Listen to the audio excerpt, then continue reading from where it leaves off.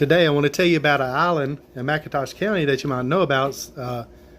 It's right next to Sapelo Island. You can see Sapelo Island north to it, northeast.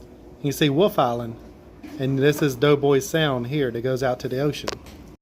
Wolf Island is mainly marsh, 450 acres of marsh, and it has about 5 acres of highland where they could build some structures to live on. In the 1870s, Wolf Island served as a pilot headquarters during the timber boom, which pilots basically just tugboats that guided the ships out to sea through Doughboy Sound, because Doughboy Sound was real dangerous. It had a sandbar and you could run aground, so they had to have pilot boats to show them out.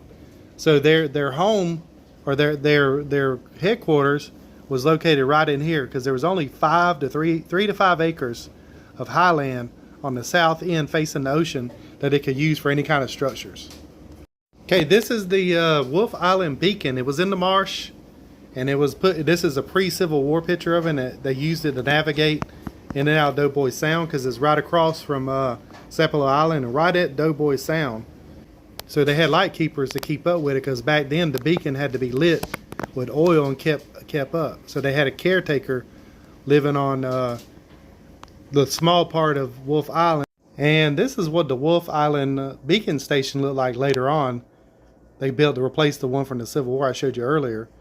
And it was a house basically with a beacon or lighthouse on top of it. So the person who cared for the lighthouse or the beacon stayed in the house and just kept it going day and night. In 1890, Sarah Cobb of McIntosh County sold 5 acres of highland on the south end of Wolf Island facing the ocean for $250 to George Cunningham of Savannah, a trustee of the Wolf Island Fishing Club. The Wolf Island Fishing Club, or the Wolf Island Club, was a club for very rich or very successful people from the local area to come and fish and hunt and relax like a vacation. The local membership consisted of local businessmen, civic leaders, people of any kind of influence in the local area, McIntosh County or the surrounding area, including Savannah. This is about the location of the Wolf Island Club right here. It was basically on the beach, the south end. It could have been anywhere in here, but this looks like the highland to me, or it could have been on the corner. But basically the club was built on 5 acres of highland. They built a wharf. They also had a landing for boats. They had a boathouse and other houses as well to stay in. Buildings, stores, yards, and gardens. So the Wolf Island Club actually had a clubhouse here too as well in that same area.